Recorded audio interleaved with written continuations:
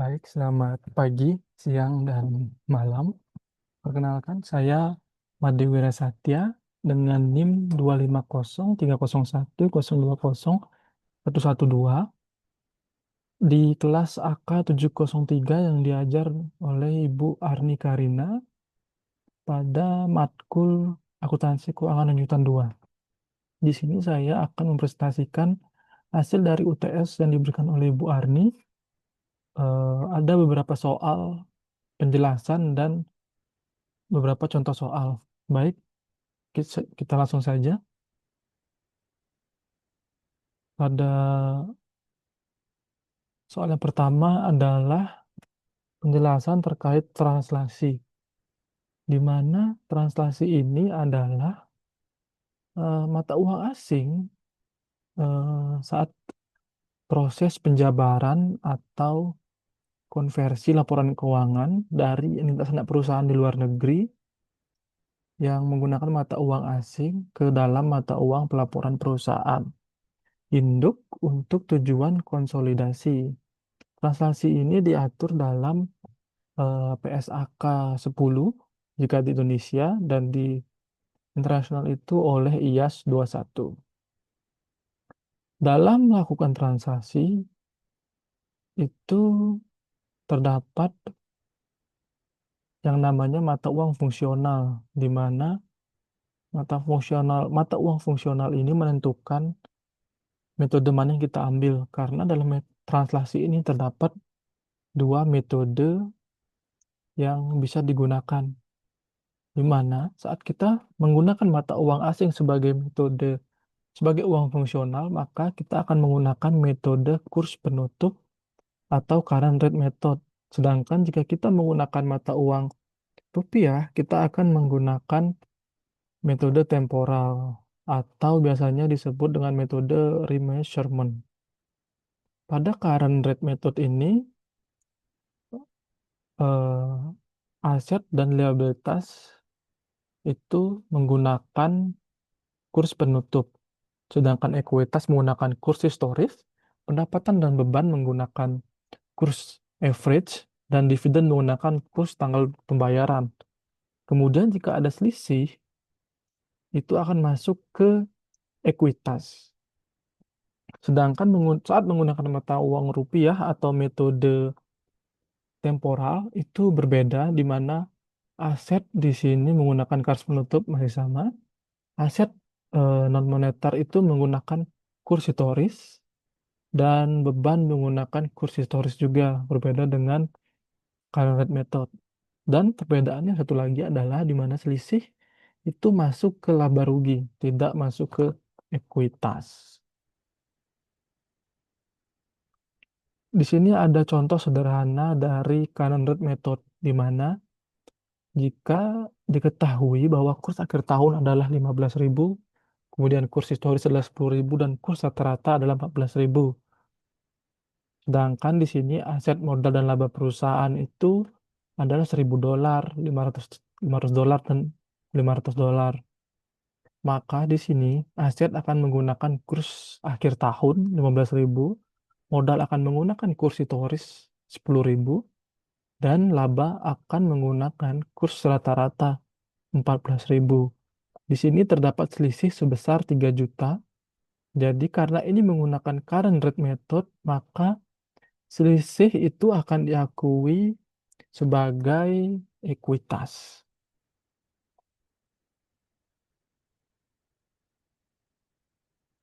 Penjelasan selanjutnya adalah pada transaksi forward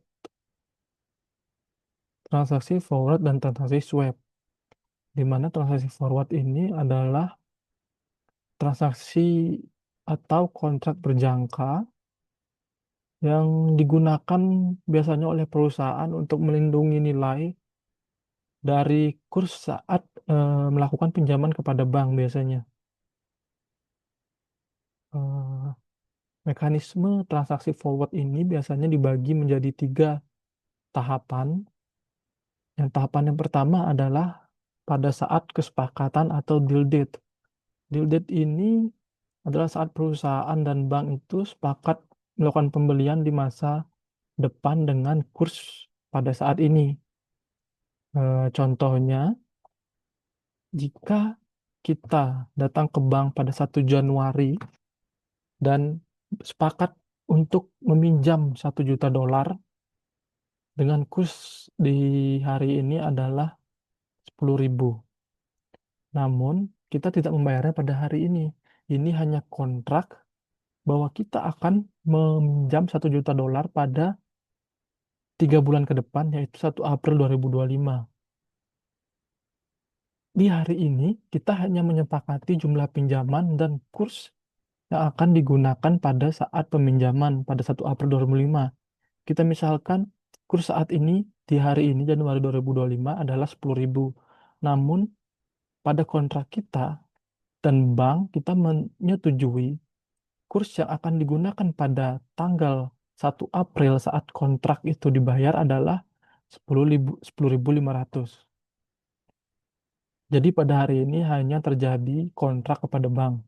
Kemudian langkah selanjutnya adalah masa tunggu atau kontrak period, di mana pada masa tunggu ini dari tanggal pembuatan kontrak sampai tanggal penyelesaian kontrak pada 1 April 2025, kurs dapat naik atau bahkan turun, namun itu tidak mempengaruhi harga kurs di kontrak.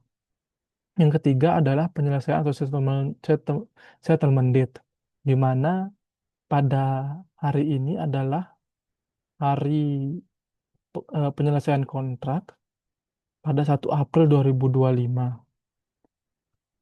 Di sini perusahaan mengambil pinjaman yang dijanjikan pada kontrak sebelumnya dengan membayar sesuai kurs yang ada pada kontrak. Misalkan kurs pada 1 April 2025 saat ini adalah 12.000.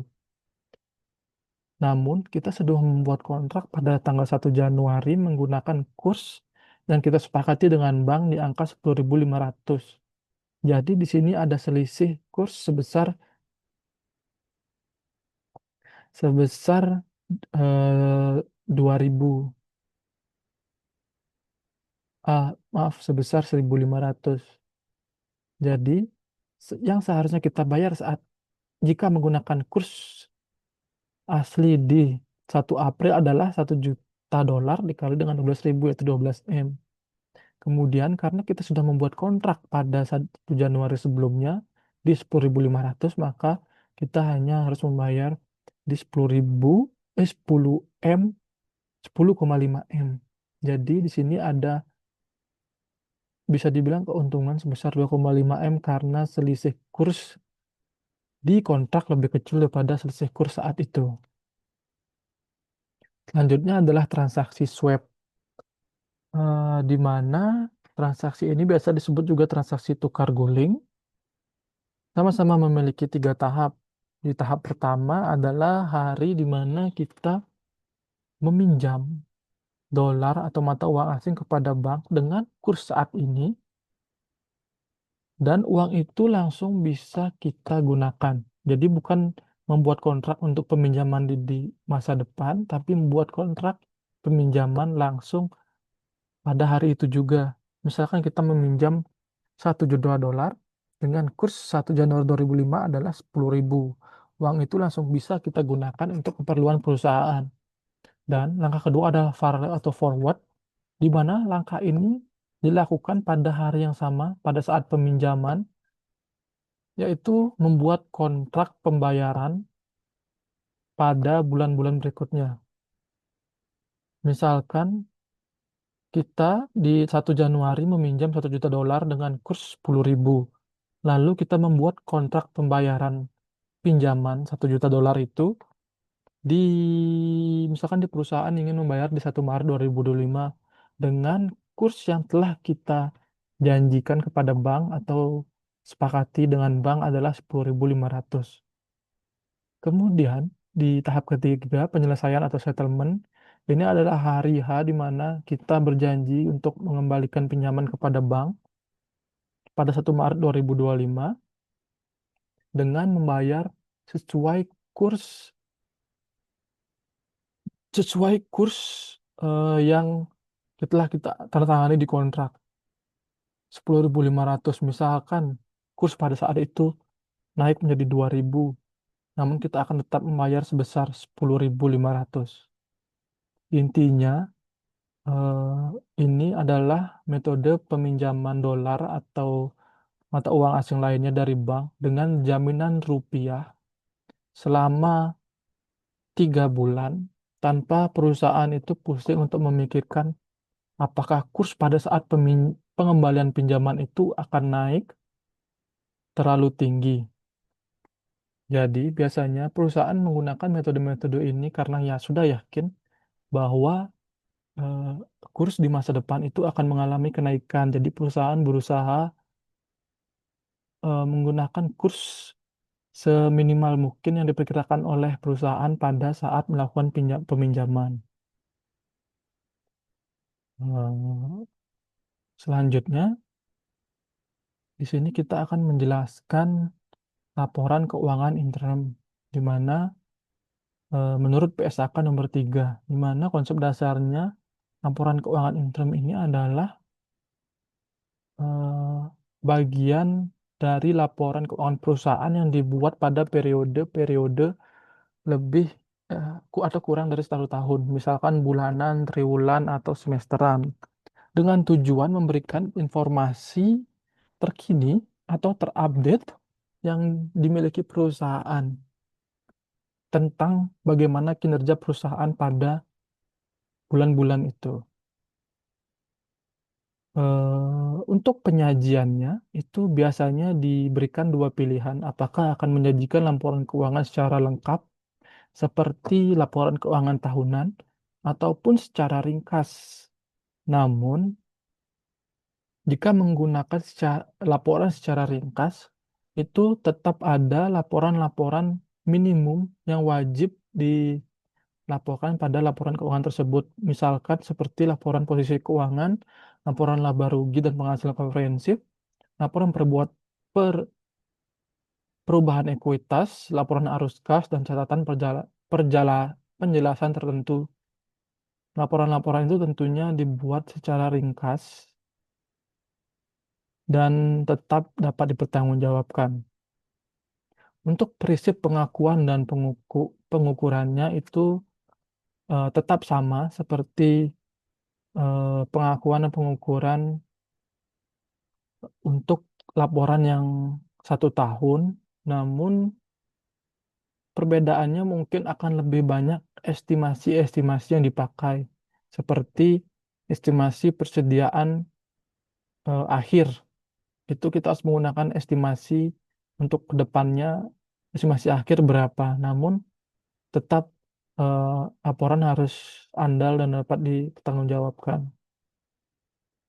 Yang keempat adalah hal-hal yang perlu diungkapkan dalam laporan ini.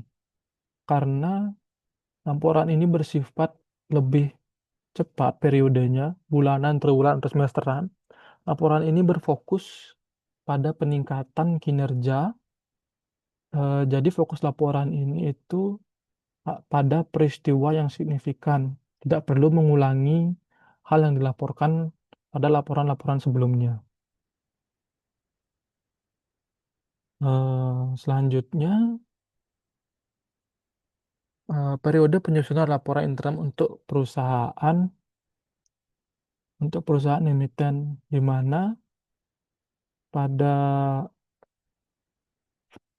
pada kuartal 1 itu berakhir pada 31 Maret, kuartal 2 berakhir pada 30 Juni, kuartal 3 berakhir pada 30 September. Batas waktu penyampaiannya itu adalah jika laporan itu eh, tidak diaudit, maka penyampaiannya pada akhir bulan ke-1 setelah tanggal laporan. Kemudian jika telah terbatas itu bulan kedua setelah tanggal laporan, dan untuk diaudit penuh itu adalah akhir bulan ketiga setelah tanggal laporan. Kemudian harus diperhatikan ketentuan penting lainnya itu jika hari itu jatuh pada hari libur, maka disampaikan pada hari kerja berikutnya. Ada kewajiban publikasi juga di mana laporan keuangan intern itu harus diunggah di situs web Bursa Efek dan situs web emiten itu sendiri. Kemudian ada bahasa yang harus digunakan adalah bahasa Indonesia. Dan jika ada versi bahasa asingnya, maka informasi yang disampaikan menggunakan bahasa asing itu harus sama persis dengan yang bahasa Indonesia. Kemudian mata uang yang digunakan adalah mata uang biasanya rupiah, kecuali menggunakan mata uang fungsional yang berbeda.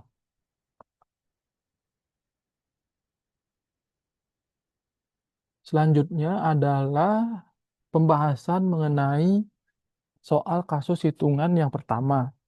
Di sini ada permasalahan atau kasus di mana Lincoln International itu adalah dari US Corporation. Dia memiliki 81,300 dolar akun receivable dan 38.900 dolar akun payable pada 31 Desember 2011. Ini before adjusting entries. Jadi kita diberikan analisis balance review-nya. Di mana akun receivable itu dalam US dollar 28.500 dolar, kemudian ada 20.000 Swedish krona, 25.000 British pounds dengan total 81.300 dolar. Rincian untuk akun payable-nya adalah US dollar 6.850 dolar, kemudian 10.000 Canadian dollars dan 15.000 British pounds itu dengan total 38.900 dolar. Dengan diketahui juga current exchange rate for Swedish krona, British pounds, and Canadian dollars at Desember itu di Swedish krona berarti 0,66 dolar, British pounds itu 1,65 dolar, dan Canadian dollars itu 0,70 dolar. Kemudian pertanyaannya, kita diminta untuk determine net exchange gain atau loss-nya di Lincoln Income Statement untuk 2011. Dan yang kedua adalah determine the amount of which the account receivable, the account payable should be included in Lincoln Desember 31 balance sheet. Yang ketiga adalah membuat jurnal uh, record collection of receivable in 2012 when the spot rate for Swedish krona and British adalah 0,67 dolar dan 1,63 dolar. Yang keempat juga membuat jurnal untuk account payable di 2012 ketika spot rate-nya itu untuk Canadian dollars dan British pounds itu 0,71 dolar dan 1,65 dolar. Langsung saja ke cara menjawabnya untuk soal nomor 1 dan nomor 2, di mana kita ketahui di sini akun receivable itu sudah dalam bentuk US dan ada Swedish krona sebesar 20.000, British pound dan 25.000. Untuk akun payable US-nya sudah dalam US, kemudian Canadian dollar 10.000 dan British pound 15.000.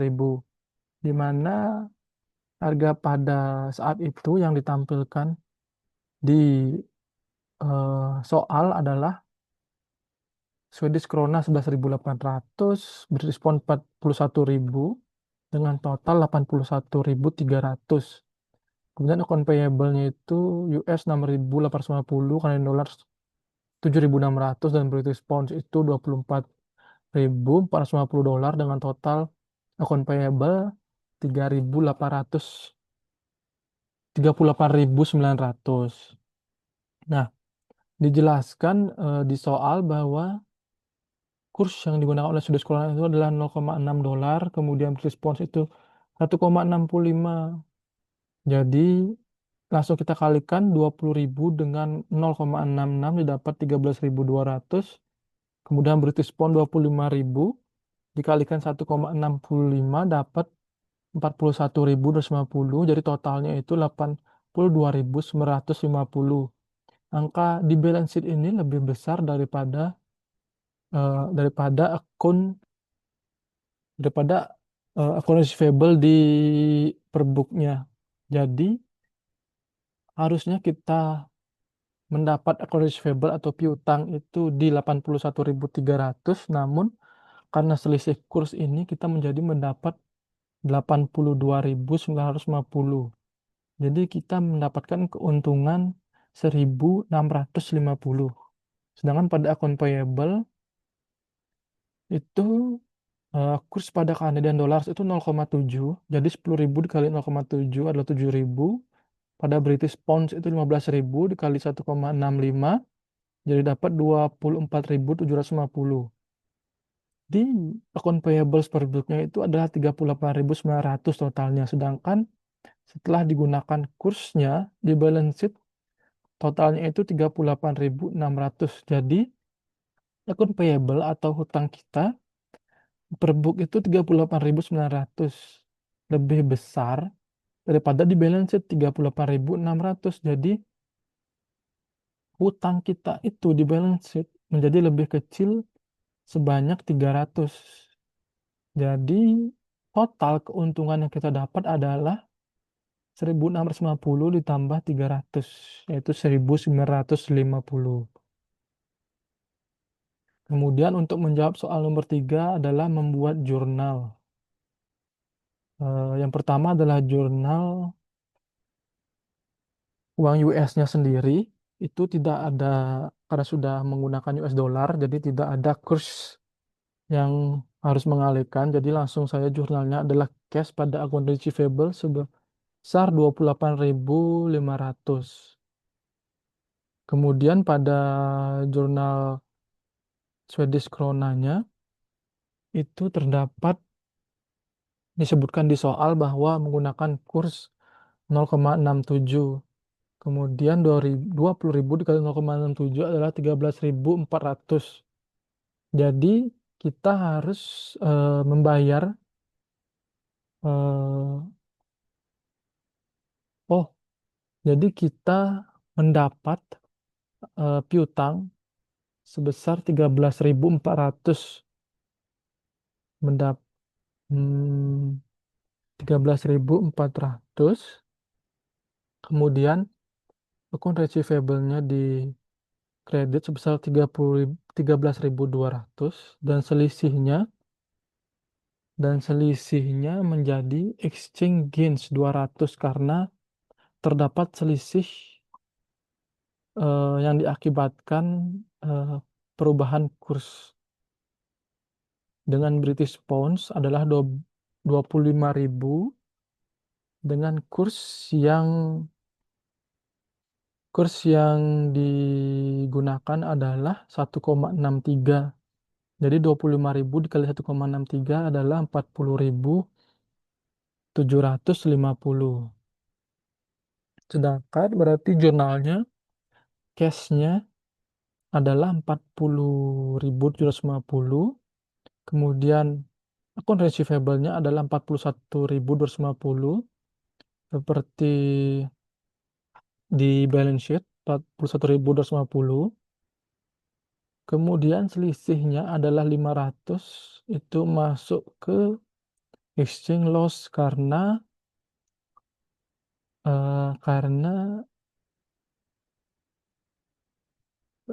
total dari akun receivable dikali kursnya itu lebih besar.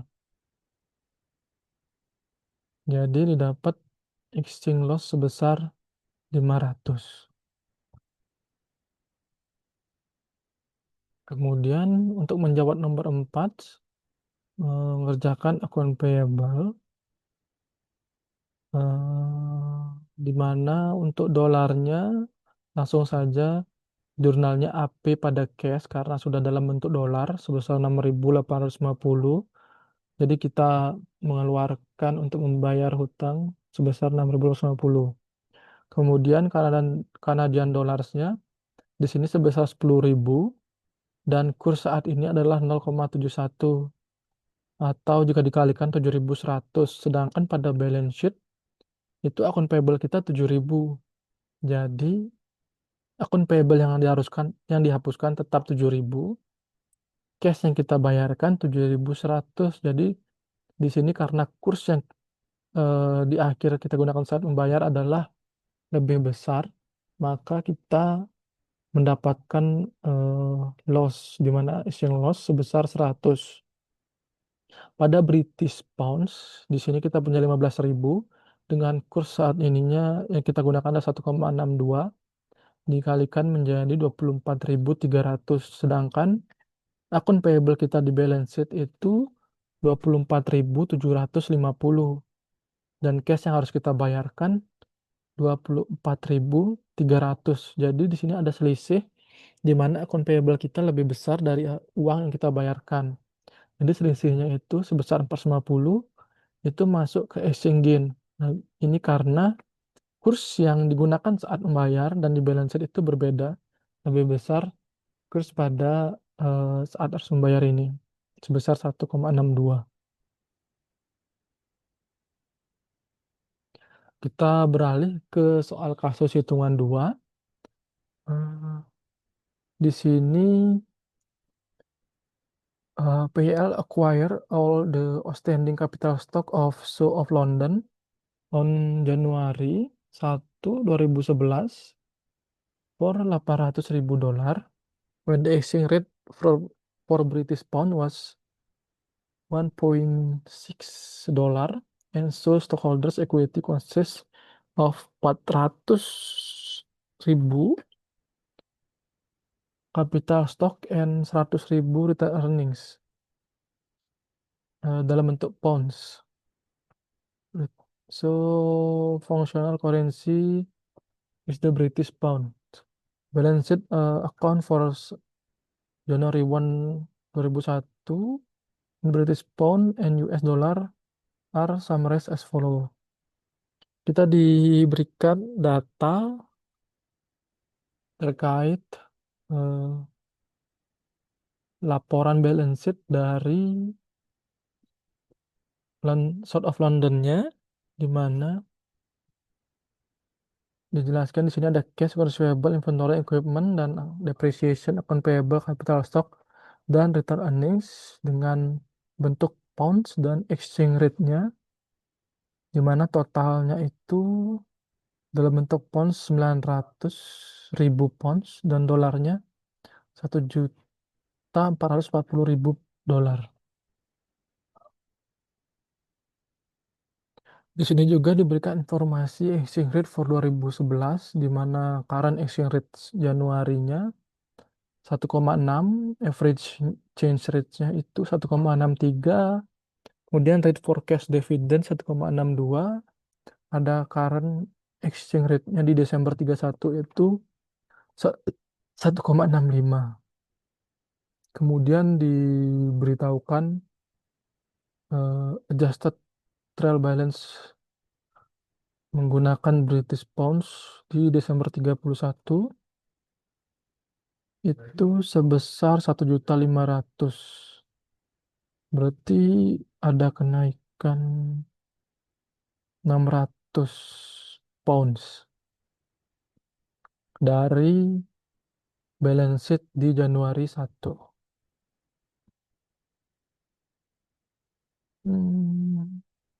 Kemudian lanjut ke pertanyaannya adalah yang pertama, prepare a translation worksheet to convert December 31 2011 adjusted trend balance into US dollars.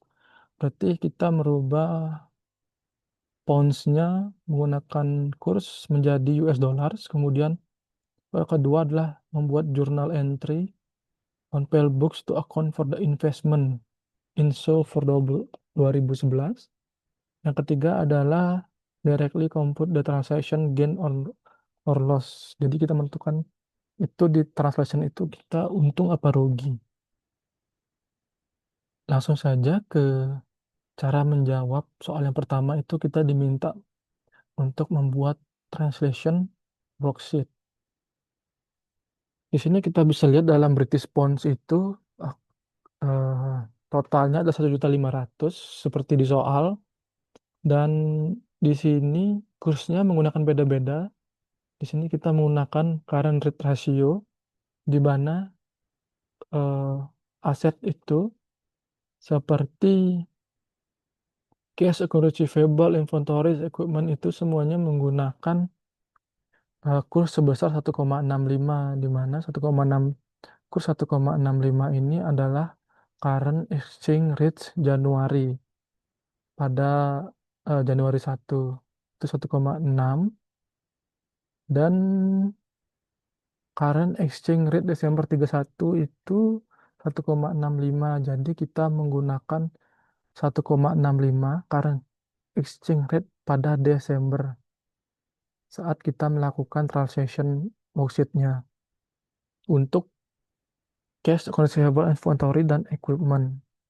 Dan untuk cost of sale, depreciation expense, depreciation operation expense, itu kita menggunakan sat- eh, kurs 1,63, di mana itu adalah rate rata-rata pada 2011.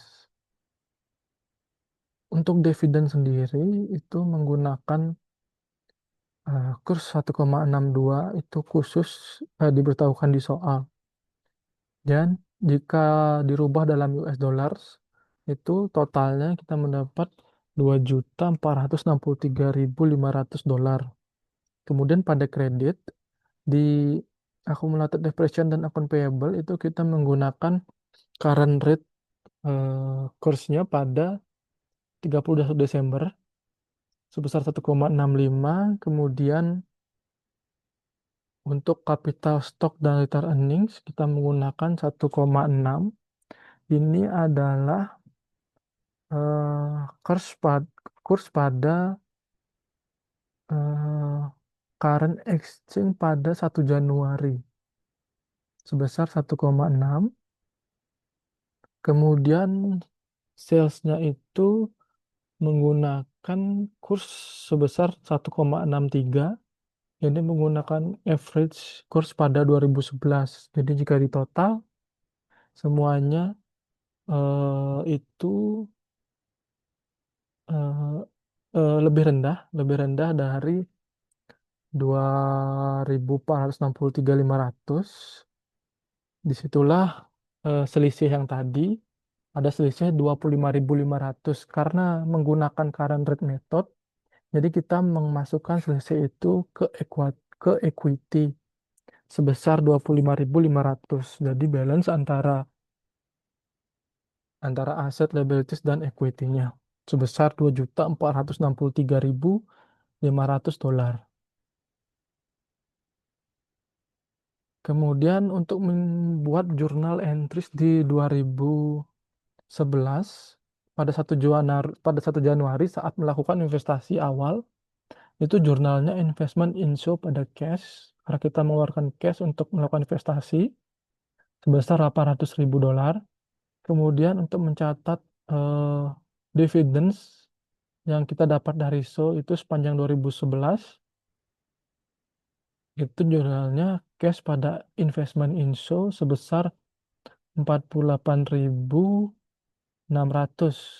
Kemudian satu lagi jurnal pada 31 Desember eh, untuk mencatat income from show-nya dan equity adjustment from translation, di mana yang tadi kita buat adalah ada selisih sebesar 25.500 itu masuk ke equity adjustment from transaction, kemudian ada investment insurnya di debit sebesar 139.000 dolar, dan income from show 114.100 dolar. Di sini kita bisa hitung langsung di soal yang ketiga untuk agar tahu kita sebenarnya mendapatkan eh, gain atau loss gitu dari transaction menggunakan kurs yang sudah kita buat di soal nomor 1, di mana book value beginning net asetnya itu dari 50.000 dengan menggunakan kurs 1,65, dan eh, kurs seharusnya itu 1,6, net income menggunakan 1,63, dan dividen itu menggunakan 1,62. Dimana setelah dikurangkan selisih kursnya, kemudian dikalikan, didapatlah bahwa book value beginning net asetnya itu 25.000, sementara net income adalah 1.400 dan dividennya adalah 900. Jadi beginning net asetnya ditambah dengan net income dikurang dividends adalah 25.500.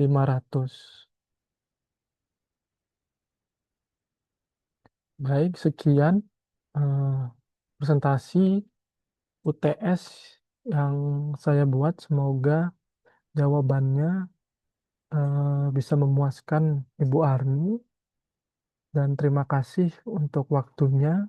Mohon maaf bila ada kekurangan dan kesalahan yang saya tidak sengaja. Terima kasih. Sekian. Terima